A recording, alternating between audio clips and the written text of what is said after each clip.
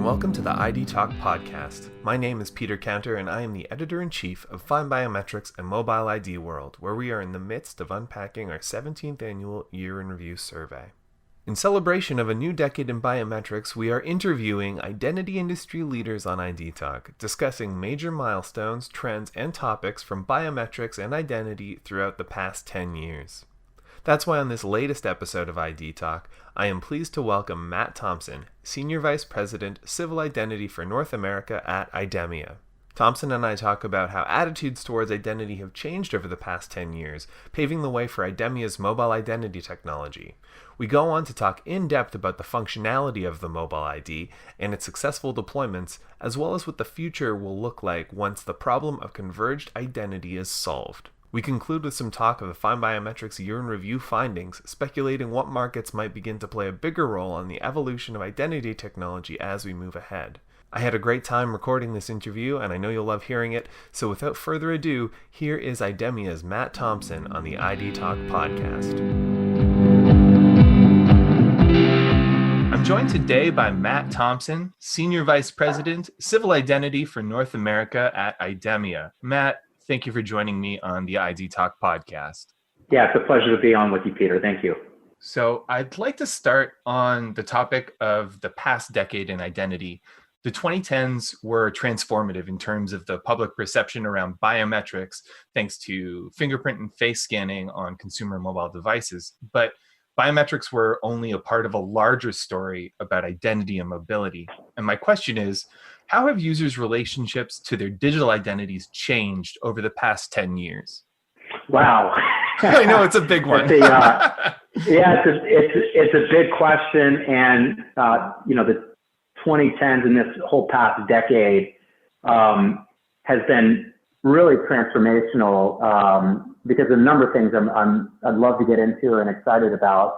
But yeah, we've had a lot of big movements in identity over the past decade, thanks to things like you referenced with kind of the consumerization of biometrics, again with Touch ID and Face ID and things like that, making it more of a natural experience for consumers to use their biometrics, primarily in those cases to authenticate themselves, but also with the increasing capabilities on the mobile platforms, whether it's iOS or Android, Samsung, et cetera, to be able to allow you to do more with your identity, and for businesses to be able to have more confidence in the digital identity because of the increased capabilities around the cameras that enabled for better image capture when you wanted to do a selfie, or just the pushing your identity onto your device,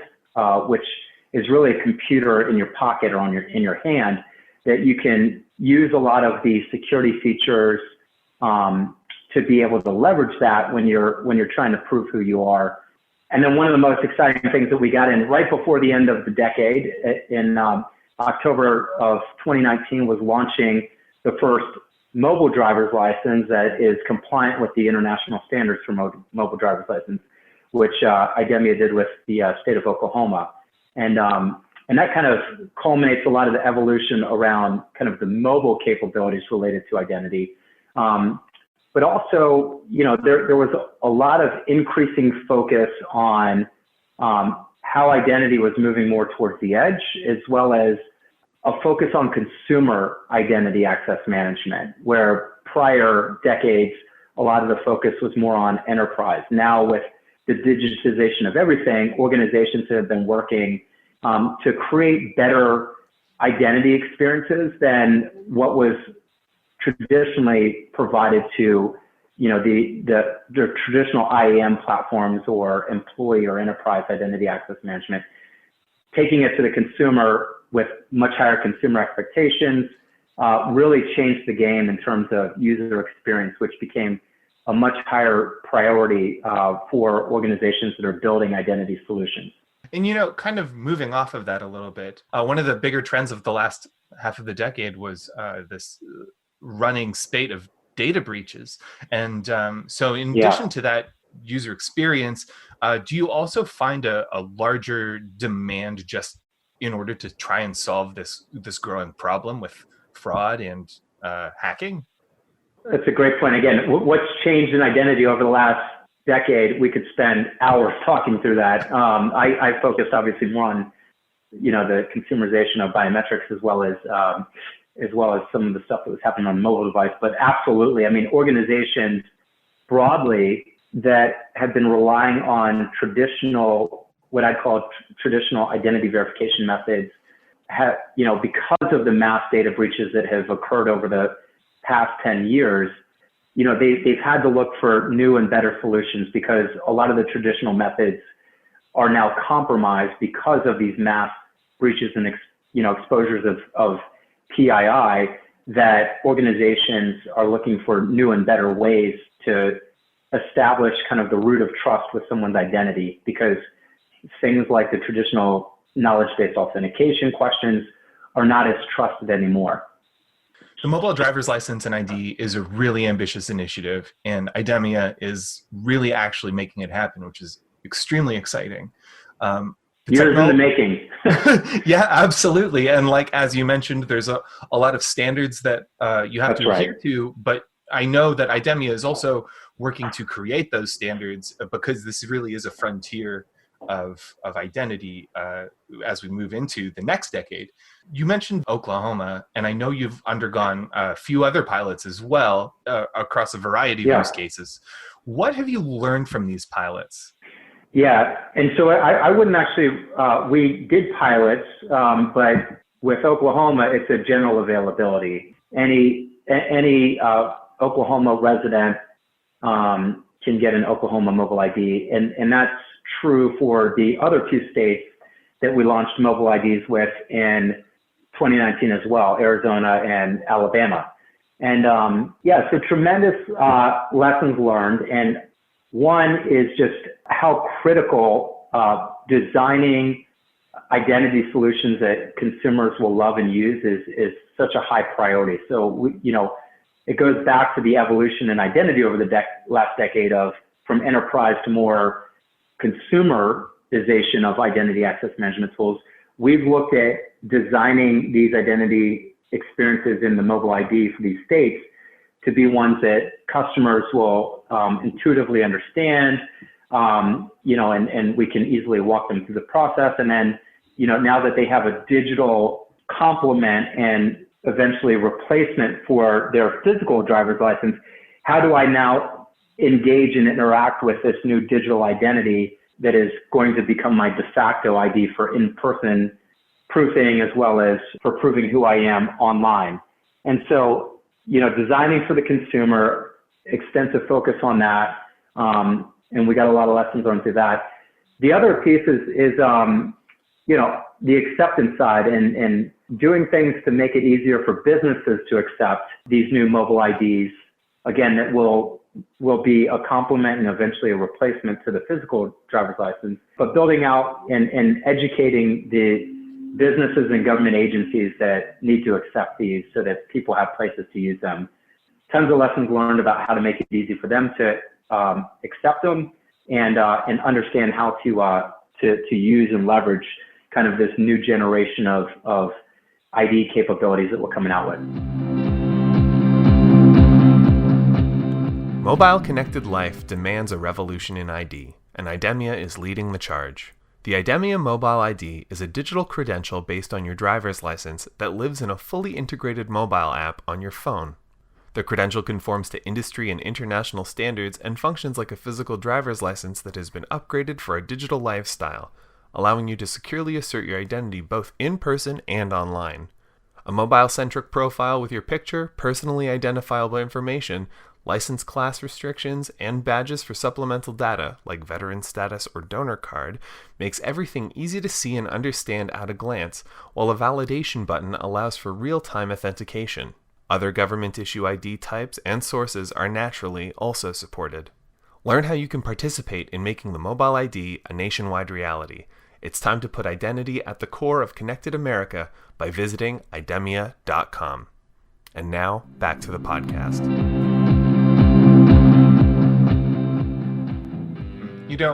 Looking at the examples that you've set forth, with your mobile ID and mobile driver's license, it really was illuminating, just for me when we've been writing about it for FindBiometrics and Mobile ID World, just Mm-hmm. in terms of, the convergence of digital and physical ID that's happening right now, just across the world. Yeah, it's exciting. It's exciting, but it's also very fascinating that like we have so far as in North America just relied on a small physical card for so many different interactions. You have pseudonymous age checks with your mobile driver's license. You can do your taxes, Yep. which is an exciting thing too. One of the very interesting things with Well, IDEMIA just real quick, the exciting thing about the tax return use case is that, residents who use the mobile ID, because of the level of vetting and assurance associated with that, it helps them get their refund faster. So it's not about, making the tax filing experience better. It's about making it more secure, reducing the potential for fraud, and getting the citizen their refund faster. So that is a fun thing about that one, but I don't know that we're improving people's perception of tax filing per se. That's fair enough. Yeah. Especially around this time of year when people are starting to think about it. Right. But, you can still get it done. Everybody listening, you can get it done much faster with this. Yeah. But, in addition to that, one of the interesting features of the mobile driver's license is that it relies on identity proofing through DMVs. And the question I have here is, why is working with the DMV essential to anchoring trust in mobile IDs? Sure. So a couple thoughts on that. And IDEMIA, as you know, but your podcast listeners might not know, supports about 80% of the motor vehicle agencies, or more commonly referred to as DMVs in the country. So we issue the state ID system or driver's license or state ID card for about 80% of the driver's license that are out there in the U.S. today. What's important about this is that your driver's license for decades has been more than just something you use to represent your privilege to drive a vehicle. It's really become kind of people's de facto ID. When someone asks you to prove you're Peter or I'm Matt, that I'm over 21, or that I'm the person that needs to be checking into this hotel or getting through security, you pull out your driver's license to prove who you are. So there's a lot of inherent trust kind of within the physical ID that's issued by the DMVs today. And it's fairly ubiquitous. I mean, everyone acknowledges, accepts, understands how to read.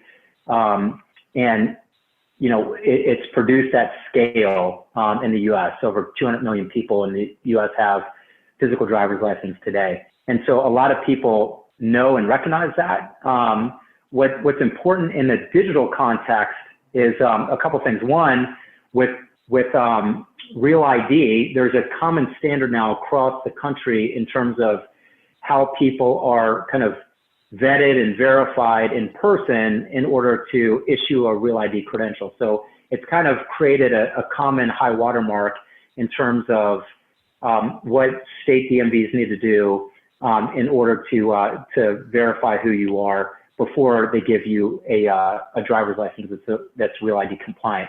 And why that's important is because in a digital context, as a relying party, I want to be able to not have to understand, 51 jurisdictions, different identity proofing methods. It's better to know that all of these were done to a common standard, and that the important part is that these people came in person and went through a vetting process with trained examiners, and that there's a biometric associated with the identity that's captured at the time that the person is at a counter verifying who they are. And that biometric can then be used through a digital channel like we do today with mobile ID to verify back against that system of record, not for authentication, but for identity proofing. And that's a real big change that we have in the market today. And again, DMVs cover and vet so many identities at scale that creating the ability for a citizen to request that their DMV provide an attestation that they've been verified by them and use that to seamlessly prove who they are online or through other digital channels is a really powerful capability. It really seems like specifically in America, the only way that you can have something this large scale in terms of a civil ID. There are obviously other civil identity programs internationally, but you and I have probably been going to the same conferences year after year, and I remember, as far back as 2013, people saying that, oh, it's not really possible to do national ID in the United States simply because of the driver's license system. So working with the DMV and bringing it into it does seem like the way to go. Yeah, I'm not proposing that a national ID system needs to be created. I think the states do a good job.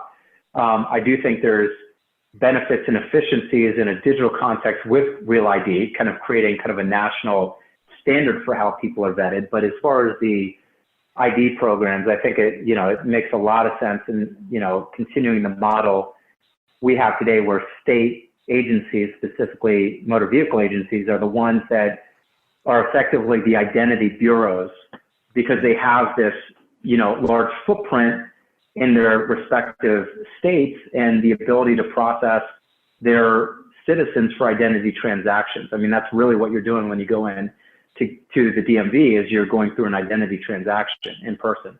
And so the thing that kind of creates better identity for Americans, as well as businesses and government agencies that need trust identity is to digitize that process and create ways that citizens can leverage that identity they created with the DMV through their mobile device. And that's exactly what we're doing. That makes a lot of sense.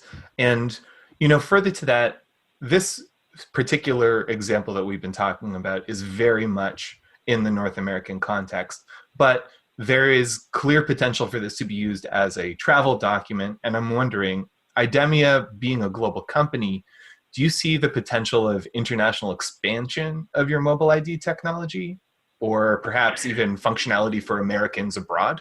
Yeah, absolutely. I mean, again, we've spent years working on an international standard. So it's, the expectation is that these standards for mobile driver's license and mobile driver's license readers will be able to be used and accepted around the world. And we are working in other countries with their citizen ID programs to digitize those. I mean, effectively, this is just building on the natural trend around digital by default everywhere. And that trend is a global trend as well. So we're working across Europe, Asia, and other parts of South America as well to help digitize their ID systems for citizens. And as that trend sort of evolves, and we have a new network, the new 5G network is going to start coming online soon. Yeah. We have smart city tech, automated retail, all of these things where I can very easily see this being used to facilitate identity transactions online and offline. What are the next steps for IDEMIA's mobile ID in North America and beyond? Well, the next steps are really proliferating this across the states that we support today. So we're really providing this as a service and capability to the states that we, provide their physical driver's license or state ID program for, but expanding this. We expect to have 15 to 20 states that are issuing digital credentials to their citizens that, again, are backed by the state government and recognized broadly, where you need to use your ID to prove who you are, much like you do with your physical driver's license today, by the way. But really kind of expanding out the number of states that have these programs running to enable better digital citizen interactions within their states. And that's central to helping them with their kind of statewide digital transformation programs. But that's kind of the next, near, top term 2 to 3 year focus is just expanding this out. And then in the process of that, we're also focused on expanding out the places, businesses, government agencies where people can use their mobile driver's license. Because again, we've got decades worth of businesses recognizing and learning how to read the physical driver's license. We now need to start educating those same businesses and government agencies on how to recognize a mobile driver's license. And so that'll take work as well. It's a unique challenge trying to get people used to a new way of understanding something they're already so incredibly familiar with. It's fantastic that you are like being so ambitious about it, and I really do think that this is going to catch on. I have no doubt. And it's also worth noting that while you're doing this, you're also leading and developing new standards and along with international organizations. That's right. Mm-hmm. And just to add to that, Peter, I think, the promising thing from my perspective is that businesses, government agencies, and consumers want and see the need for this. And so, it hasn't been kind of hard convincing people that, we have the imminent digitization of IDs. And so I've seen so many organizations, so many government agencies being so collaborative about making this happen. And there's a lot of momentum around it right now, which is really exciting. So my big prediction for the next 10 years is that we solve identity for good. And that we have and start building back up a lot of the trust in digital commerce that's been eroded because of these massive data breaches and the lack of, efficient and predictable and reliable identity services, that this helps move the market forward in a big, big way, and that we solve identity in the next 10 years. Because I think the majority of people out there would say it's a big unsolved problem today, but I think we solve it in this next decade. Mm-hmm. Yeah, I share your enthusiasm about it, and I definitely agree, especially when it comes to the privacy enhancing aspects of having a digital ID and just the convenient user experience as well. All the pieces are clearly right there, and it's going to be fun seeing it. Proving your age while enjoying a night on the town, opening a bank account from the comfort of your own home, registering a new vehicle remotely, IDEMIA's mobile ID enables all of these innovations and more. It can even replace your passwords. Mobile IDs incorporate powerful technology that roots them in government-held systems of record while allowing consumers to control when and how their data is shared. Convenient, secure, and more flexible than the traditional physical driver's license card or ID, this new technology empowers consumers to securely assert their identity on their own terms, both in person and online. The IDEMIA Mobile ID is more than just a concept. Statewide pilot projects and initial rollouts across the U.S. have already shown that consumers are eager for the next wave of converged identity, powered by IDEMIA and managed by themselves. It's time to participate in making mobile ID an American reality. Learn how at idemia.com. And now, back to the podcast. Pivoting to a slightly different topic, we'll continue to talk about mobile ID, obviously, but we're recording this shortly after the conclusion of the 17th annual FindBiometrics Year in Review Survey, and the results show a strong enthusiasm for financial services, which have long been the front line for biometrics and mobile ID innovation. You were actually on the FindBiometrics panel this year at Money 2020. Do you expect the financial vertical to continue to lead the way in terms of bringing strong identity and authentication to end users? Well, as far as how they bring it to end users, I think it's done not kind of in a way that's really extended outside of their applications. I think, financial services and fintechs, recognize that identity is a precursor to access to those services. And again, they're regulated. I think they continue to focus on improving the consumer experience by adding additional signals and verification steps that they can do in a more passive manner as those capabilities continue to improve. And they do it in a way that continues to reduce fraud. But I don't see them, extending anything that has positive impact much outside of their market. Now, that said, financial services, which is really the largest acquirer of identity solutions, because of the money that they invest into identity and authentication, that is what really is funding a lot of the innovation that's happening by vendors in this space. So, I mean, as they continue to improve their stuff, it's only going to continue to fund more innovation in the area by vendors that serve financial institutions and fintechs.